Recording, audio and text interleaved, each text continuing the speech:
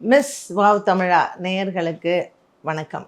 2025 நம்ம எல்லாருக்கும் எப்படி இருக்கும் அப்படிங்கிறதான் இந்த பதிவில் நம்ம பார்க்க போகிறோம். பொதுவாகவே ஒரு வருட ஆரம்பத்தில், அதுவும் ஜனவரி மாதம் 1ஆம் தேதி கிரகங்களின் மாற்றங்கள் ஏதாவது இருக்குமா, இந்த ஜனவரி 1க்கு ஏதாவது தனியாக நமக்கு பலன்கள் இருக்குமா அப்படின்னு பார்த்தீங்கன்னா, நம்மளுடைய தமிழ் மரபுப்படி இல்லை நம்ம ஜாதகம் நம்மளுடைய ஜோதிட முறைப்படி நம்ம ஆங்கில தேதிகள் பொதுவாக கணக்கில் எடுக்கிறதே கிடையாது.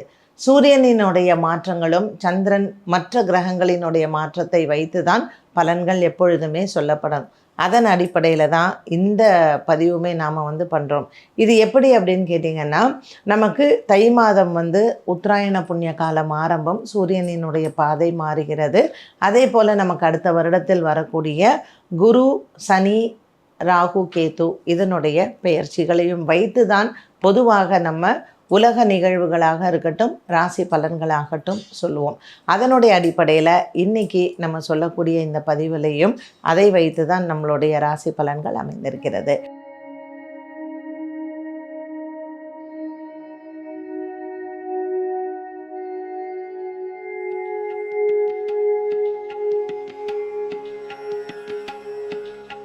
கன்னிராசி நேயர்களுக்கு இந்த வருடம் எப்படி இருக்க போகிறது? கன்னிராசி நேயர்களுக்கு பார்த்திங்கன்னா 2025 இந்த 2025 தனம் அதிகமாக இருக்கும். ஏன்னா 6ஆம் இடத்திற்கு வரக்கூடிய ராகு பகவான், ஏன்னா இவ்வளோ நாள் சனி 6ல் இருந்தார். ஸோ தனம் இருந்தாலும் அதே சமயத்தில் ரோகமும் உண்டு. சனி 6ஆம் இடத்துல இருக்கிறதுக்கும் ராகு 6ஆம் இடத்துல இருக்கிறதுக்கும் நிறைய டிஃப்ரென்ஸ் இருக்குது. ஸோ இவங்களுக்கு இப்போ ஜென்மத்தில் இருக்கக்கூடிய கேத்து பகவான் 12ஆம் இடத்திற்கு போகிறார். நிறைய உடல் உபாதைகள் எல்லாமே குறையும். அதே சமயத்தில் இந்த வருஷம் கடன் வாங்கினேன், இதை எப்படி அடைக்க போகிறேன் அப்படின்னு பயந்தவங்களுக்கு எல்லாமே வருமானங்கள் இருக்கும். கன்னிராசிக்கு எப்படின்னு கேட்டிங்கன்னா, பிளாக்கேஜ் ஆஃப் மணின்னு சொல்லுவாங்க. பணம் வருவதற்கான வாய்ப்புகள் இருந்தாலும் ஏதோ ஒன்று தடையாக எனக்கு இருக்குது. ஸோ இன்றைக்கி வர வேண்டிய பணம் எனக்கு நாளைக்கு கூட வரலாம், ஆனால் வரல, ஏன்னு தெரியல அப்படின்னு சொல்கிறவங்களுக்கு எல்லாமே இந்த தனம் வருவதற்கான ஒரு காலகட்டமாக இந்த வருடம் அமையப்போகுது. ஸோ ரொம்ப சந்தோஷமான ஒரு வருடமாக 2025 உங்களுக்கு இருக்கும். இந்த கன்னிராசி நேயர்களுக்கு குரு பகவான் இப்போ பாக்கியத்தில் இருக்கார். ஸோ நல்ல ஒரு யோகமான ஒரு காலம் இவங்களுக்கு. இந்த குரு மே மாதம் மாறக்கூடிய ஒரு காலகட்டத்தில் இவர்களுக்கு இந்த குரு பகவான் 10ஆம் இடத்திற்கு விடுவார். சனி பகவான் 7ஆம் இடத்துலையும் குரு பகவான் 10ஆம் இடத்துலையும் வரக்கூடிய காலகட்டத்தில் உங்களுக்கு ஒரு பெரிய சேவிங் என்னென்னா, இந்த ராகு 6ஆம் இடத்துல வர்றது தான். குரு 10ல் வந்துட்டாரே வேலை போயிடுமோ, குரு 10ஆம் இடத்துல வந்துட்டால் வியாபாரம் நமக்கு நஷ்டமாயிடுமோ அப்படிங்கிற பயமே வேண்டாம்.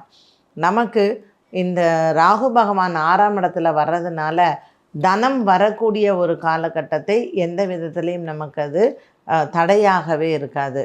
ஸோ கன்னிராசி நேயர்களுக்கு நல்ல ஒரு போராட்டமான ஒரு காலமாக இத்தனை நாள் இருந்தாலும், கேத்து பகவானின் மாற்றமும் ராகு பகவானின் மாற்றமும் இவர்களுக்கு வாழ்க்கையில் தனத்தை கொடுக்கக்கூடிய ஒன்றாகவே அமைகிறது. உங்களுக்கு வர வேண்டிய ப்ரமோஷன்ஸ், உங்களுக்கு கிடைக்கக்கூடிய இடமாற்றங்கள், யாருக்கெல்லாம் எதிர்பார்த்துட்ருக்கீங்களோ அது, இல்லைனா புதுசாக வேலைக்கு சேர்றது, இது நாள் வரைக்கும் நான் ஃபாரின் போகணுன்னு நினச்சேன், எனக்கு வீசா த்ரூ ஆகலைன்றவங்களுக்கு வீசா கிடைத்து வெளிநாட்டு சென்று அங்கு ஒரு நல்ல வேலையில் செட்டில் ஆகிறது, இது எல்லாமே சூப்பராக அமையக்கூடிய ஒரு டைம் தான். இந்த சனி பகவான் நமக்கு 7ஆம் இடத்திற்கு வரப்போகிறார். ஸோ நீங்கள் கல்யாணம்லாம் ஃபிக்ஸ் பண்ணுறீங்க, இந்த வருடத்தில் கல்யாணம் எல்லாம் நம்ம வச்சுருக்கோம் அப்படின்னு பார்த்தீங்கன்னா, பரிகாரங்கள் பண்ணிவிட்டு கல்யாணம் பண்ணுறது நல்லது. 7ஆம் இடத்திற்கு வரக்கூடிய இந்த சனி பகவான் கொஞ்சம் திருமண விஷயத்தில் இல்லை புதுசாக கல்யாணம் ஆனவங்களுக்கெல்லாம் சில பிரச்சனைகள் வருவதற்கு வாய்ப்புகள் இருக்குது. என்ன தான் நமக்கு நேரங்காலம் நல்லா இருந்தாலும் கோச்சாரத்தில் இந்த சனி ராகு இவங்கெல்லாம் 7ஆம் இடத்தில் இருப்பது சில பிரச்சனைகளை நமக்கு கொடுக்கும். இது நாள் வரைக்கும் 7ஆம் இடத்தில் இருந்த ராகு பகவான் இப்போ 6ஆம் இடத்திற்கு வராரு. 6ஆம் இடத்தில் இருந்த சனி பகவான் 7ஆம் இடத்திற்கு போகிறார். ஸோ திருமணம், புதுசாக திருமணம் செய்தவர்கள், திருமண வாழ்க்கை, இல்லை இனிமேல் தான் நான் திருமணம் செய்ய போகிறேன், இவங்க எல்லாருமே கொஞ்சம் எச்சரிக்கையுடன் இருக்க வேண்டிய ஒரு காலகட்டம். இதற்கு என்ன பரிகாரங்கள் செய்யலாம், இல்லை என்ன ஆலயங்கள் சென்று வழிபாடுகள் செய்யலாம் அப்படின்னு பார்த்திங்கன்னா, இந்த 7ஆம் இடத்தில் கண்டத்தில் வரக்கூடிய இந்த சனி பகவானுக்கு மதுரை மாவட்டம் தேனியில் அமைந்திருக்கக்கூடிய குச்சனூர் சென்று அங்கு சனீஸ்வர பகவானை வணங்கிவிட்டு வருவது ரொம்ப நல்லது. திருக்கொள்ளிக்காடு சென்று அங்கேயும் நம்ம சனீஸ்வர பகவானை வழிபாடு செய்யலாம்.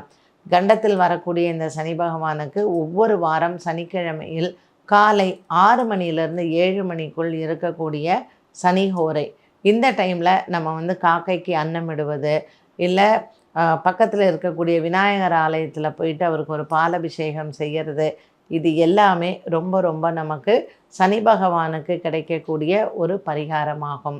ஆஞ்சநேயரினுடைய வழிபாடும் நமக்கு உறுதுணையாகவே இருக்கும். இந்த கன்னிராசி நேயர்களுக்கு குலதெய்வ பிரார்த்தனையை வரக்கூடிய ஒவ்வொரு அமாவாசையிலேயும் குலதெய்வத்தை வணங்குவதும், குலதெய்வத்திற்கு சென்று பொங்கல் வைப்பது, குலதெய்வ பிரார்த்தனை செய்வது, இது அனைத்துமே உங்களுக்கு கை கொடுக்கக்கூடிய ஒன்று.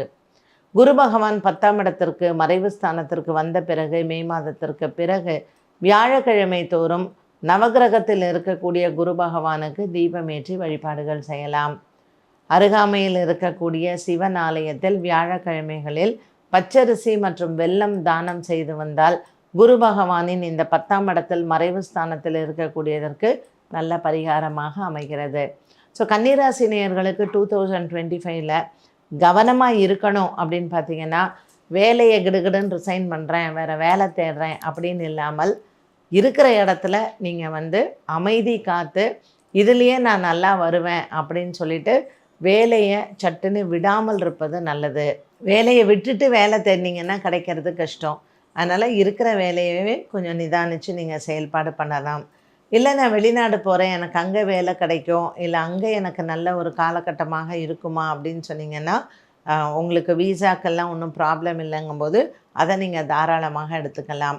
6ஆம் இடத்தில் ராகு பகவான் இருப்பதனால் நமக்கு பொருளாதாரத்தில் எந்த விதமான பிரச்சனையும் இருக்காது. பட் 10ஆம் இடத்தில் குரு பகவான் வரக்கூடிய காலகட்டத்தில் நான் வேலையை விட்டுட்டு பிஸ்னஸ் பண்ணுறேன் அப்படின்னு சொல்கிறவங்க உங்கள் தனிப்பட்ட ஜாதகத்தை பார்த்து அதை முடிவெடுப்பது நல்லது. பெண்களுக்குமே நல்ல ஒரு காலகட்டமாக இருக்கும். வரவேண்டிய சொத்துக்கள், வரவேண்டிய பண பாக்கிகள் எல்லாமே உங்களுடைய குடும்பத்திற்கு வந்து சேரும். எந்த விதமான ஒரு மனக்குழப்பமும் கன்னிராசி நேயர்களுக்கு தேவையில்லை. 7ஆம் இடத்தில் சனி பகவான் வரக்கூடிய காலகட்டம் மட்டும் குடும்ப வாழ்க்கையில் கணவன் மனைவி கொஞ்சம் அட்ஜஸ்ட் பண்ணிட்டு போவது நல்லது. இல்லை இந்த காலகட்டத்தில் நான் திருமணத்தை ஒத்தி வைக்கிறேன் அப்படின்னு சொல்கிறவங்க புத்திசாலித்தனமான ஒன்று. நமக்கு 2ஆம் இடத்துல கேத்துவும் 8ஆம் இடத்தில் ராகுவும் வரக்கூடிய, நமக்கு 12ஆம் இடத்தில் கேத்துவும் 6ஆம் இடத்தில் ராகுவும் வரக்கூடிய இந்த காலகட்டத்தில் நல்ல வருமானத்திற்கு வழியாக இருந்தாலும் கூட சனி பகவானின் மாற்றமானது குடும்ப வாழ்க்கையில் சின்ன சின்ன பிரச்சனைகளை நமக்கு கொடுக்கலாம். பள்ளி பருவத்தில் இருக்கக்கூடிய மாணவ மாணவிகள் இந்த வருடத்தில் கூத்தனூரில் அமைந்திருக்கக்கூடிய சரஸ்வதி தேவியை சென்று வழிபாடு செய்து அங்கு ஏழை மாணவ மாணவிகளுக்கு நோட்டு புத்தகம் மற்றும் பேனா இது எல்லாமே ஒரு அன்னதானத்தோட இதெல்லாம் நம்ம அன்னதானங்களும் இந்த நோட்புக் தானமும் செய்கிறது நல்லது. கூத்தனூரில் அமைந்திருக்கக்கூடிய சரஸ்வதி தேவிக்கு உங்களினுடைய குழந்தைகளுக்கு என்ன வயது முடிந்ததோ முடிந்த வயதிற்கான தீபம் ஏற்றி வழிபாடுகளும் செய்ய நல்ல கல்வியில் தேர்ச்சியும் தடையில்லாத ஒரு கல்வியும் இவர்களுக்கு அமையும்.